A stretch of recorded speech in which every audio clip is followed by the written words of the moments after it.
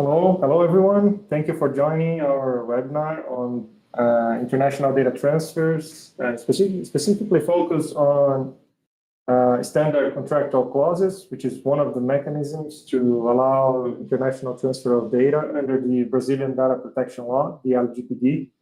I'm here, Alan Campos, partner of Campos Tomás Advogados, boutique law firm focused on assisting companies doing business in Brazil, particularly with expertise in technology, innovation, and digital services.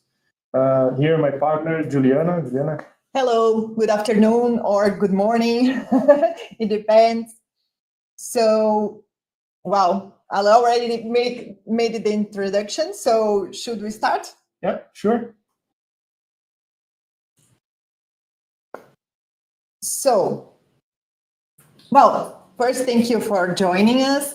I think we should say also, Alu, that we decided to do this webinar in English since many of you, your companies, your clients, are now talking about the international transfer regulation here in Brazil.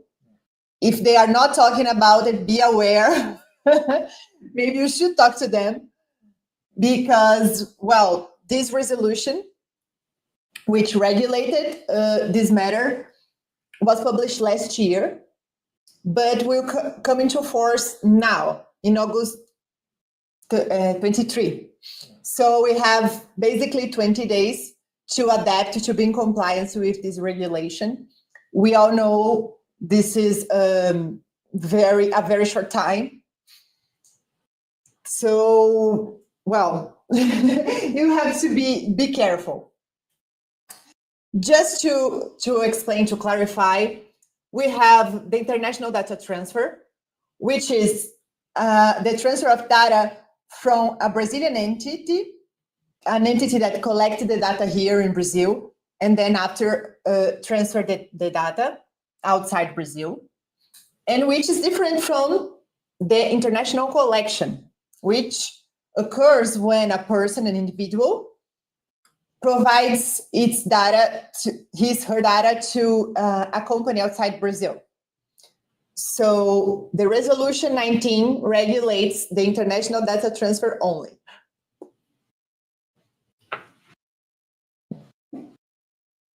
So if you have any questions, please send the questions here in our chat. We are broadcasting multiple platforms. And as Juliana explained, international collection is not regulated by the resolution and the LGPD. So if you are outside Brazil, in Europe, in US, and you are collecting data directly from Brazil, from our users, from our individuals, this is not regulated here. What the regulation intends to regulate is the exportation of data. Data that is collected, processed in Brazil, and then transferred outside the country.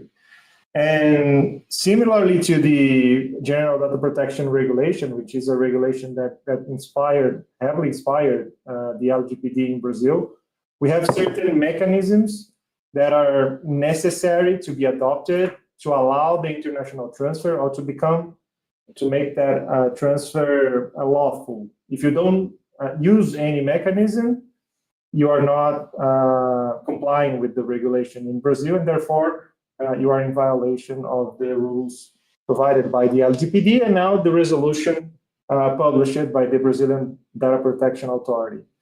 We have different mechanisms regulated by the LGPD. Some of them were regulated by this resolution, some of them were not. So we're going to send this presentation after here. But basically, we have seals, certificates, codes of conduct that were not regulated by this resolution provided by ANPD. International cooperation agreements is a lawful ground to allow the international transfer, but it was not regulated to specific authorizations from the Brazilian Data Protection Authority is also possible as a lawful mechanism, but this was not regulated by this resolution. Implementation of public policies and specific lawful grounds as the derogations we have under the General Data Protection Regulation very similar. They were also provided by the LGPD, but they were also not regulated by this specific resolution. The scope of this resolution is deal with binding corporate rules, adequacy decisions, standard contractual clauses, and specific contractual clauses. We'll explain further those specific mechanisms within this webinar, with particular focus on the standard contractual clauses, which are likely the mechanism to be most used here in compliance with this regulation. Well, as Alan said, the standard contractual clauses will probably be the most used mechanism because of the urgency and the regulatory risk that now is associated with the international data transfer. Because, again, the companies have less than a month to adapt. And as you will see, because we will detail all of them, it will be impossible, practically impossible to use the other mechanisms within this time frame. And again, we are talking here about a valid legal basis to do the international data transfer, because otherwise you will be subject to penalties and to investigations.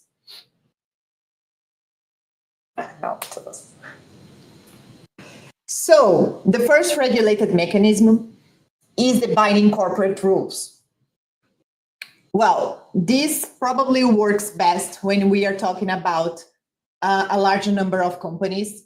You have a subsidiary in Brazil, but you had a head office outside Brazil and many other jurisdictions. You may have a privacy policy that is applicable to all these jurisdictions. The problem is you need to obtain the approval of the Brazilian authority to use this kind of rule. So, and not only that, you also, if you do like a small change in this policy, you have to submit the corporate rules again. So it is a problem, not only because it will cost, but because it's a complex process, a bureaucratic process. It will take time. You cannot do this in 20 days.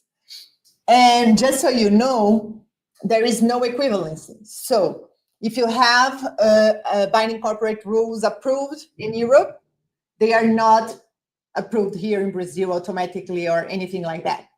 So you have to submit again. And as we said, like this is must be binding, effective, and ensure the protection of data subjects' rights. So it also has to be in compliance with the LGPD. Here, I just talked about the binding corporate rules, which are applicable to many jurisdictions with many companies. And there is also the possibility to have a specific contractual clauses, approved by the Brazilian authority. But in our opinion, it's even worse, even more difficult. It will take a long time if you do by contract, this will take forever. I think it only makes sense to do that if you have a very important contract, a very specific contract, then you do that.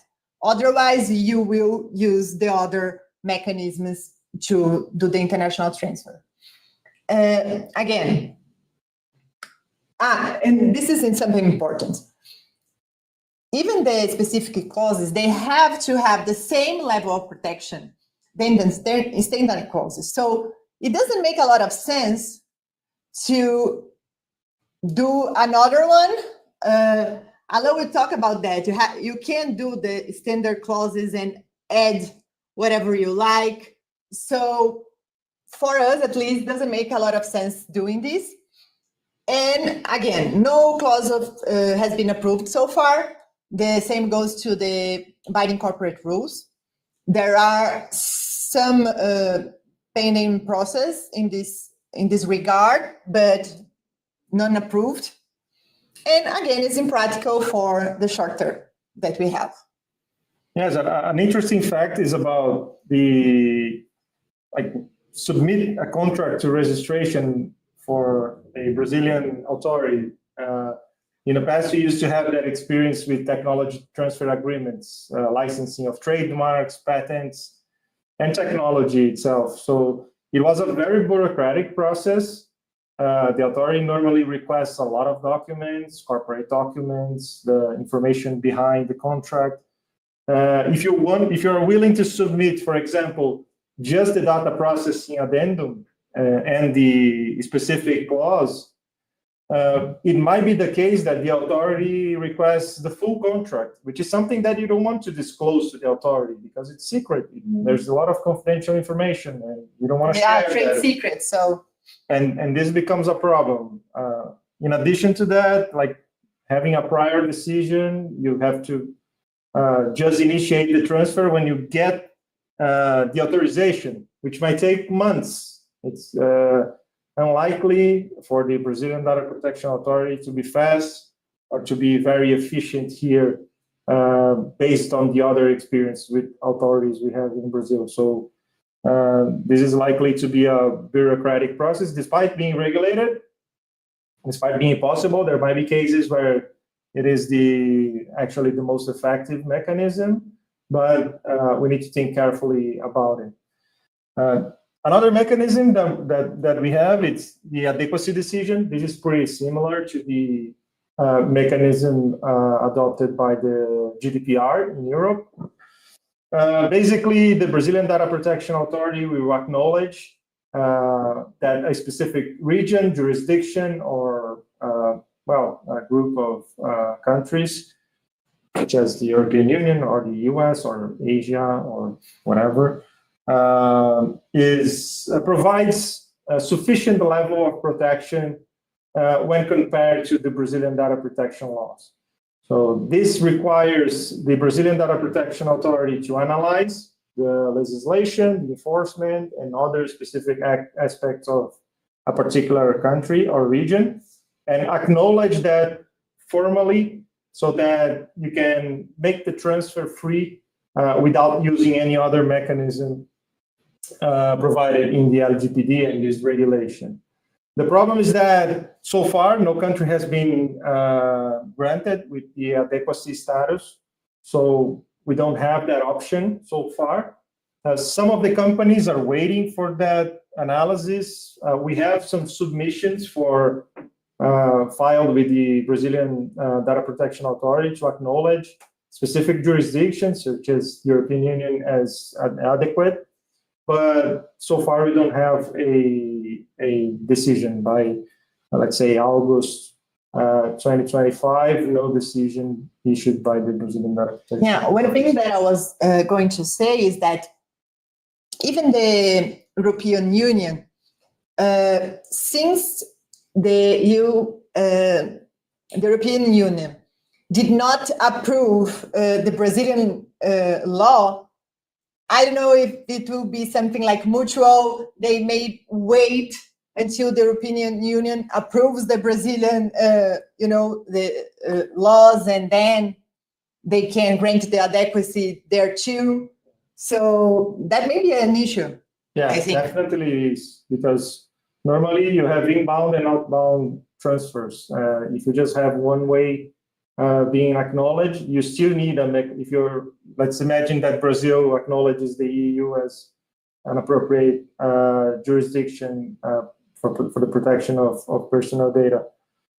You still have the transfers from the EU to Brazil to be adequate from using a specific mechanism, and that is a problem. You don't have both ways. Another problem that you also have in the EU, and it's going to be the same in Brazil for adequate decisions when using those mechanisms, is that it's unlikely for the Brazilian Data Protection Authority to acknowledge adequacy of like a high number of countries. So let's imagine, which hasn't happened, the Brazilian DPA acknowledged the EU as sufficiently adequate and the free transfer can happen. If you're including in your specific case other jurisdictions that are not within the scope of the EU, you're not allowed to make the international transfer. Or if you have subsequent transfers from there, you also are not allowed to use this mechanism as a lawful ground for permitting the international transfer of data. So it's kind of limited. It's a very important mechanism, but it's kind of limited in terms of scope and use cases. In addition to that, I think the most important, as we have in the European Union, is definitely the standard contractual clauses to be used to allow and make it lawful international transfer in Brazil based on the LGPD. So what basically happened is that last year, the Brazilian Data Protection Authority provided a resolution which has an annex, and it's just one set of clauses that were issued by the authority, and they need to be used in the agreements. And provided that you kind of copy paste those clauses from the resolution to the agreement, you are allowed to make the international transfer happen. You cannot change the clause. You have to copy all the clauses. And similarly to the EU, you also have specific fields that you have to fulfill with information on the specific transfer you are conducting. For example, you need to identify the controller, the processor, you need to identify the purpose of processing the data, you need to identify the categories of data. This is all provided in the template here, in the standard contractual clauses.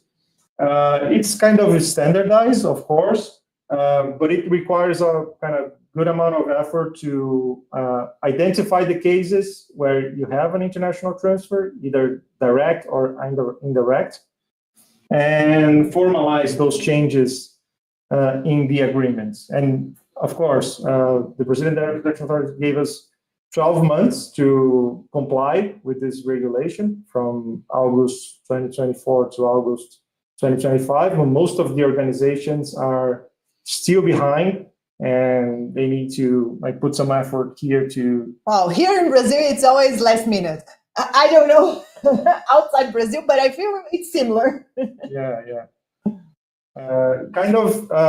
Because we don't have the binding corporate rules approved yet, or at least a sense of how strict or how flexible the Brazilian Data Protection Authority is going to be for approving binding corporate rules and specific contractual clauses.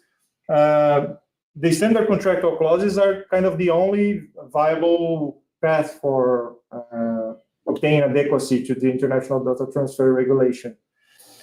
We have one specific aspect that is particular to Brazil, which is the regulation allowed for an acknowledgement of a equivalent standard contractual clause, which is the following. If you have a standard contractual clause abroad, let's imagine the EU, you implemented a standard contractual clause in your agreement, and the Brazilian Data Protection Authority acknowledged that that specific set of clauses is equivalent to the Brazilian ones, you are adequate without implementing the Brazilian ones because you have the foreign ones in your contract. The problem of that is that the Brazilian Data Protection Authority has not yet acknowledged any standard contractual clause abroad as equivalent to the Brazilian ones. That might happen in the future, but it's not a use case yet. But it's important to know that this is like a future option for international organizations. Another thing that is important is that those clauses need to be implemented fully. So you cannot change the clauses. You cannot make minor adjustments to the clauses. You have 4 sections to implement. Section 1 is the detail, includes the details of the standard contractual clauses, purpose of processing, categories of data, data subjects affected. You have a number of information to complete. You have to have that in your agreement. You cannot make it only a reference. The second part of standard contractual clauses, and again, in Brazil, we just have one model of contract as a standard contractual clause. We don't have different types of contracts for processor, controller, and etc. So you have those set of clauses. The second section is quite a comprehensive. There are like over 10 pages of clauses with the specific obligations that need to be complied with by organizations. And those can be incorporated in the contracts by reference. So you can make a reference explaining that the parties are bound to that set of clauses, specifically mentioned section 2 of the annex of the regulation here. But you can also complement that with additional clauses. For example, in section 3 of the standard contractual clauses, it's kind of blanket, and you can include, for example, specific security requirements, information security requirements that you have. If you want to comply with like ISO 27000 or any kind of SOC 2 specific requirements for security, you can put those in the section 3 of the standard contractual clauses and make that binding. Provided that is not conflicting with the standard contractual clauses, you can add more things to the clauses here in the contract.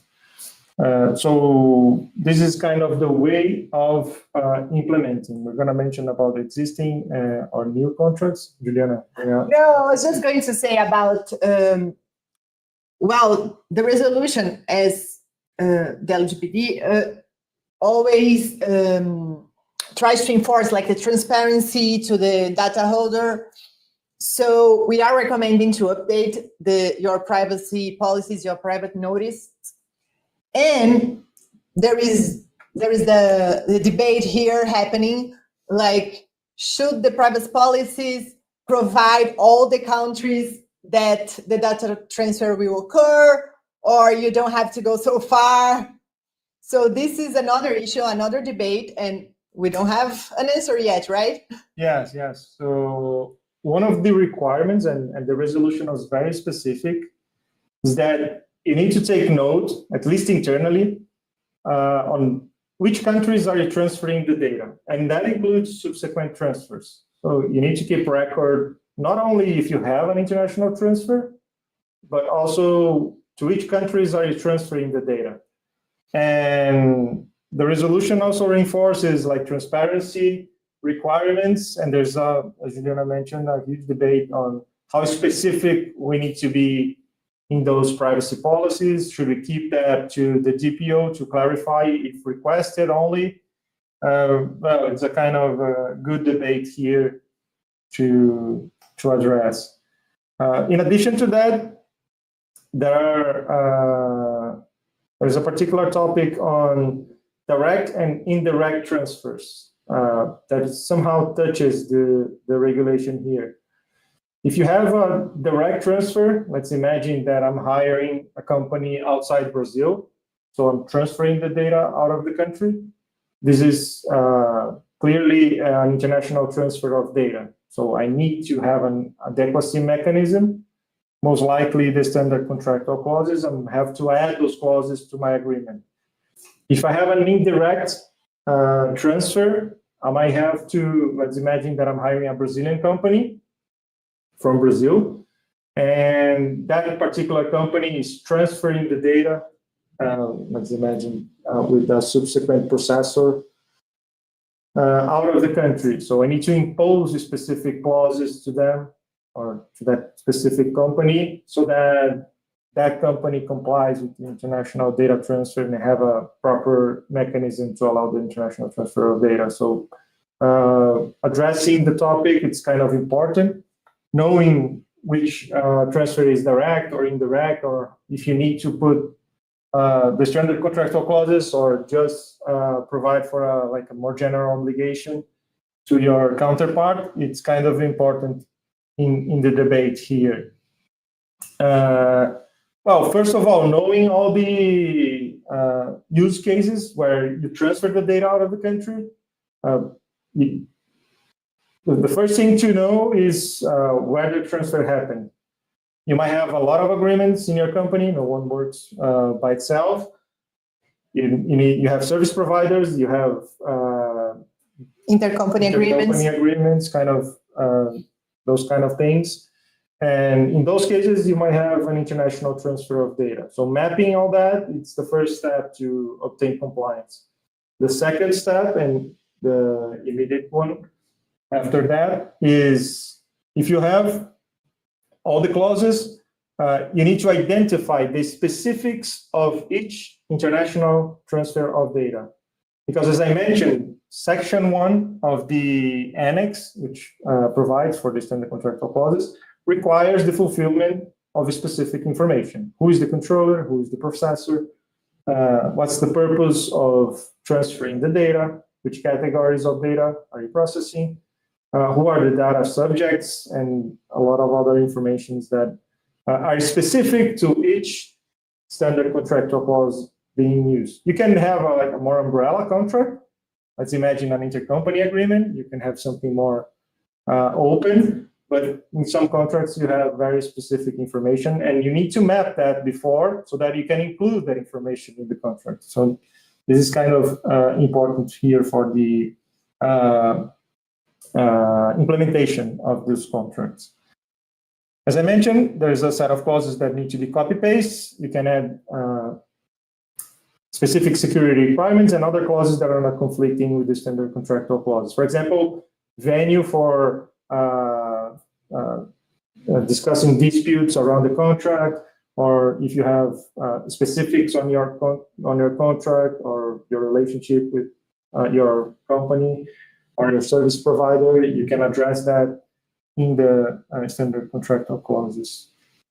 In terms of implementation, by the time you know all the transfers you have and you know the specifics, you have existing contracts that need to be amended.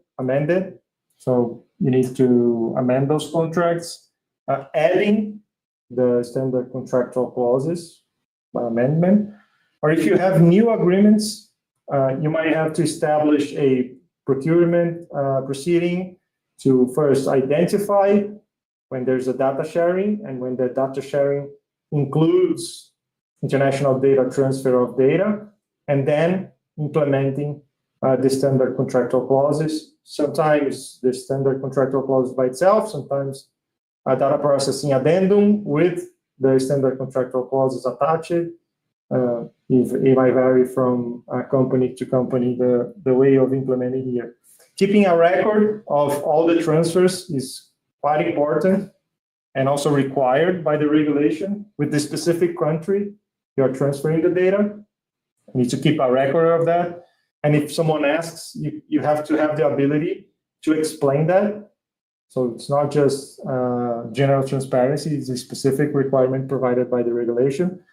Sometimes it makes sense to, again, as Juliana mentioned, update the privacy notice to be more specific, or at least broadly mention that you have international transfer in place in that particular circumstances. So you all saw that although the regulation brought this legal certainty, the problem is the deadline is short and there is a lot of work to do, mapping all these agreements, mapping all the type of data that is being transferred, amending agreements. So it will take time, it will be difficult. Again, possibly most companies will only use the standard contractual clauses. There are other options that may be viable in the future. And organizations must act now because we have like 23 days. Yeah, this is kind of short term to obtain adequacy. If some of you, and we had a question here about enforcement, will the Data Protection Authority actually enforce those rules or not? The last experience, the most recent experience we have, it was related to the appointment of the Data Protection Officer, which was something regulated late last year. And it required companies to specifically mention who is the Data Protection Officer in identify the name, including the name, which is something kind of bizarre, but it's what it required, the regulation on the Data Protection Officer. And some of the companies decided to not implement that because of exposure and etc., not adding the name of the Data Protection Officer in the privacy notice. And the Brazilian Data Protection Authority immediately after initiated an investigation with over 20 companies were investigated because of non-compliance with that particular rule. In the case here of international data transfers, we expect to have some kind of enforcement right after that resolution becomes effective, fully effective.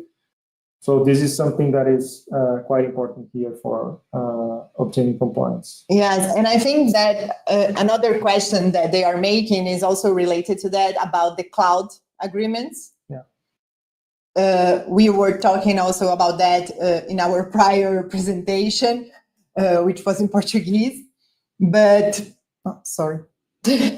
Well, I will let you. So, because there is a debate about how what to do with these cloud agreements, all the big techs, they are not going to amend all their agreements to implement the Brazilian Standard Contractual Clauses. So how the Brazilian authority will see that, they will investigate that. Yeah. Alain, you are the expert. This is kind of problematic as any kind of imbalance where we have service providers and people contracting large corporations. It's very difficult to negotiate with large corporations. And some of the big tech companies are not implementing standard contractual clauses, at least so far, based on the fact that they expect to have the other mechanisms approved by the Data Protection Authority, well, in a short period of time. We know that the Brazilian Data Protection Authority is not as fast as we expect. That might take time, months, perhaps a year, to have any other mechanism approved. Let's imagine binding corporate rules or kind of specific contractual clauses, or even an adequacy decision. And some of the companies that are requesting those big tech companies to sign standard contractual clauses are kind of pushing back, yeah, obtaining pushbacks and having some kind of difficulty to obtain a mechanism, despite this kind of negotiation, which is ongoing and most of the cases not yet finalized.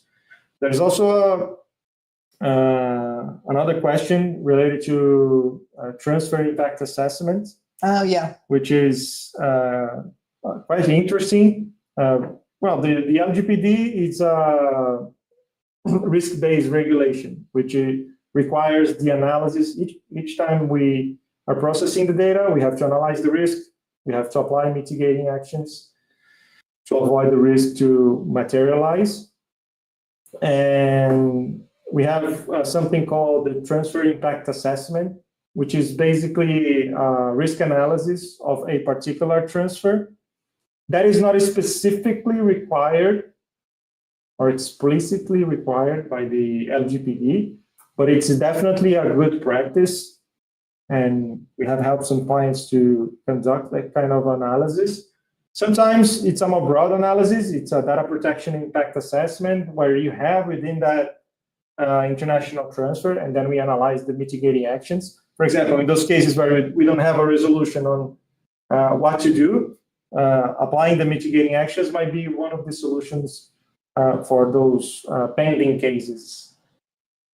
And the transfer impact assessment, they might be useful when you have a risky international transfer. Let's imagine you're transferring for a country that has no data protection laws or under a very specific intrusive circumstances for the data subjects.